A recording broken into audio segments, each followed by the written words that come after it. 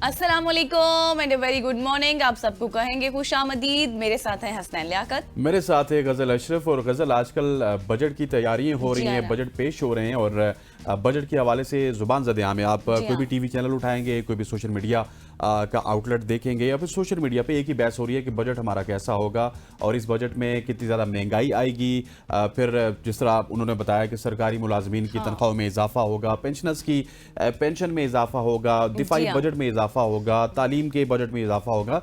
लेकिन मैं आज कुछ और बताना चाहता हूँ। मैं आपको ये बताना चाहता हूँ कि बजट बनता कैसे exactly. बता दूं अगर आपकी इजाजत हो तो। जी जरूर। वैसे आपको तो पता है, मैं नाज़रीन को थोड़ा सा बताना चाहता हूँ क्योंकि ये जानना जरूरी है ना, क्योंकि आम आदमी को तो सिर्फ इन्हीं चीजों से मतलब है हमें कितना रिलीफ मिलेगा, लेकिन बजट में किन किन मराहिल से गुजरना पड़ता है वो आपको आज हसनैन बताएंगे। बिल्कुल ऐसे। अच्छा ख़वातीन हज़रात, बजट बनाना कोई आसान काम नहीं है। वज़ारत ख़जाना के कई लोग महीनों तक इस पर काम करते हैं। मुल्क की आमदन और अखराजात का हिसाब लगाया जाता है और ये तय किया जाता है कि किस इदारे को कितने फंड्स दिए जाएंगे। बजट बनाने का अमल वज़ारत ख़जाना की जानिब से एक बजट कॉल सर्कुलर के जरिए शुरू किया जाता है। इस दस्तावेज में मुख्तलिफ वजारतों और इदारों के लिए बजट के तखमीने बनाने की रहनुमाई होती है। इसके बाद ये वजारतें और इदारे अपने बजट के तखमीने और ज़रूरियात तैयार करते हैं कि उन्हें अगले साल में कितना फंड दरकार है, जो एनुअल प्लान कोऑर्डिनेशन कमेटी के सामने पेश किए जाते हैं। इसके बाद दीगर इदारे अपनी तजावीज़ शामिल करते हैं। मसलन FBR टैक्स के हदफ का तयन करता है, IMF की शराइत इसमें शामिल होती हैं और बजट का एक वसी खाका तैयार होता है, यानी कितनी माली दस्तयाबी मौजूद है और किसको कितनी रकम दी जाएगी। इसके बाद ये दस्तावेज नेशनल इकनॉमिक काउंसिल को भेजी जाती है, जिसकी सरबराही खुद वज़ीर आज़म पाकिस्तान करते हैं और नेशनल इकनॉमिक काउंसिल की मंजूरी के बाद इसे वफाकी काबीना के पास भेजा जाता है, जहां से इसे कौमी असम्बली और सेनेट में पेश किया जाता है। कौमी असम्बली और सेनेट में बहस और मुबाहिसे के बाद अगर अक्सरियत से इसकी मंजूरी हो जाए, जो कि हर दफा हो जाती है, तो उसे आखिरी मंजूरी और दस्तखत के लिए सदर के पास भेजा जाता है। सो ये एक प्रोसेस है जो कि बजट का प्रोसेस है। अभी ये पेश तो आपके सामने हो रहा है, लेकिन ये बनते बनाते आई थिंक सो पिछले 3-4-5 महीनों से ये टीम इसके ऊपर काम कर रही होती है और मुश्किल है, बहुत से मुश्किल मराइल से गुजरता है। ज़ाहिर रिजेक्ट हो गया तो फिर वापस फिर जाके नजरसानी चीज़ों पर फिर दोबारा से एक आप ये कहें कि A से स्टार्ट करना और फिर Z तक देखना। लेकिन खैर कल बजट पेश हो गया, इस पर आगे चलकर मजीद सेगमेंट्स भी हैं, बात भी करेंगे। थोड़ा सा आगे बढ़ते हैं और आपको खबर देते हैं जी कि पाकिस्तानी खवातीन जो हैं वो किसी से कम नहीं है। आप भी किसी से कम नहीं है। जी अल्हम्दुलिल्लाह।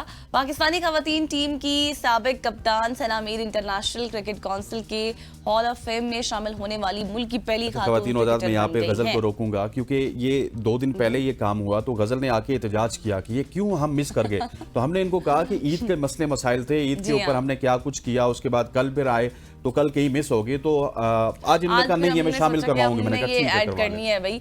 और उन्होंने आपके, मैं जिस तरह से बता रही थी कि वो पहली खातून तो बन गई हैं, लेकिन उन्होंने 2018 में खवातीन की वनडे इंटरनेशनल रैंकिंग में पहली पोजीशन भी हासिल की और इस टीम की क़यादत की, जिसने 2010 और 2014 के एशियन गेम्स में सोने का तमगा भी जीता था। और सना मीर का उरूज पाकिस्तानी खवातीन के लिए खेलों के मौके में इजाफे के साथ हुआ, जिन्हें 2000 की दहाई की अगर मैं बात करूं तो उसके अवाइल तक खुले मैदानों में खेलने की इजाजत नहीं थी। और सना मीर ने 2005 में अपने डेब्यू के बाद से 226 बैनुल अक़वामी मैच भी खेले हैं और इन जो खवातीन क्रिकेटर्स हैं वो मतलब उनमें से एक है जिन्होंने वनडे मैचेस में 100 विकेटें हासिल की और 1000 रन भी बनाए हैं। और उनकी क़यादत में पाकिस्तानी टीम ने 2 वर्ल्ड कप और 5 T20 वर्ल्ड कप में भी हिस्सा लिया था। बिल्कुल ऐसे ही सना मीर के हवाले से पाकिस्तान की में उनकी बड़ी खिदमत हैं और वो 9 खवातीन में शामिल हैं, जिसका गजल ने बताया, जिन्होंने 1000 रन और 100 विकेटें हासिल की हैं। सना मीर को बहुत बहुत मुबारक हो। कल ईद की वापसी थी, बहुत सारी खबरें थी तो हम ये खबर मिस करके, सो हमारे प्लेटफॉर्म से उनको मुबारक हो। खवातीन वज़ात आगे बढ़ते हैं और आगे बढ़ते हुए एक हैरान कुन खबर आपसे शेयर करता हूँ, बल्कि एक गजल से भी शेयर करता हूँ। गजल, आपका तो पासपोर्ट होगा आपके पास, मेरे पास भी है, लेकिन आपने कभी सोचा कि गाय के पास भी पासपोर्ट होता है? हाँ होता है, अभी बताता हूँ आपको मैं। अच्छा, मतलब मैं सही सुन रही हूँ। एग्जैक्टली। आपने इंसान का तो पासपोर्ट सुना होगा कि इंसानों के पासपोर्ट होते हैं, लेकिन आज आपको मैं हैरत अंगेज बात बताने लगा हूँ कि आयरलैंड में हर गाय का अपना पासपोर्ट होता है। अच्छा। जी हाँ, आपने दुरुस्त सुना है। आयरलैंड में 1 जुलाई 1996 से यह कानूनी शर्त है कि हर गाय का अपना पासपोर्ट होगा, जो कैटल आइडेंटिफिकेशन रेगुलेशन 2007 के तहत नाफिज किया गया। अच्छा। इस पासपोर्ट में गाय की बुनियादी मालूमात दर्ज होंगी, जैसे कि उसका एक एयर टैग नंबर है वो उसमें दर्ज होगा, फिर उसकी डेट ऑफ बर्थ उसमें दर्ज होगी, जिन्स वो नर है या मादा है वो उसमें दर्ज होगा, और जिंदगी भर की तमाम नक्लो हरकत का मुकम्मल रिकॉर्ड इसमें शामिल होगा। ये निज़ाम न सिर्फ जानवर की मुकम्मल शनाख्त और ट्रेसबिलिटी को मुमकिन बनाता है, बल्कि खुराक के मयार को बेहतर बनाने, आयरिश बीफ पर आलमी एतमाद कायम करने और बेवाइन टीबी या फिर फुट एंड माउथ जैसी बीमारियों की रोकथाम में भी कलीदी किरदार अदा करता है। सो आपने आज ये हैरान कन खबर सुनी, जबरदस्त खबर है कि गाय के पास भी पासपोर्ट होता मतलब है। उसमें उसकी तमाम तर एक्टिविटीज जो कि उसने जिंदगी भर की हैं वो उस पासपोर्ट में दर्ज होती हैं। लेकिन ये चले अच्छी बात है कि गाय जो है वो किस तरह की है, उसकी आइडेंटिफिकेशन क्या है, फिर उसके बाद मेल है फीमेल, जिस तरह भी करवाएगी या लड़का होगा, नहीं वो या फिर उनको उनके ये भी ट्रेनिंग मालिकान होगी के कि पास अपना वो फिर उनके मालिकान के पास उनका पासपोर्ट होता होगा ना, Okay. वरना वो गाय को दो तो वो तो गाय मेरे ख्याल से खा ही जाए, ऐसा ही है ना।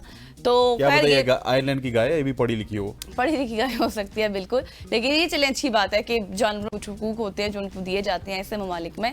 तो ये थी आज की हमारी सोशल स्टोरीज, और यहाँ पर वक्त खत्म हो गया है सोशल स्टोरीज का। आगे बढ़ेंगे, इकोनॉमी पर बात करेंगे ब्रेक के बाद, हमारे साथ रहिएगा।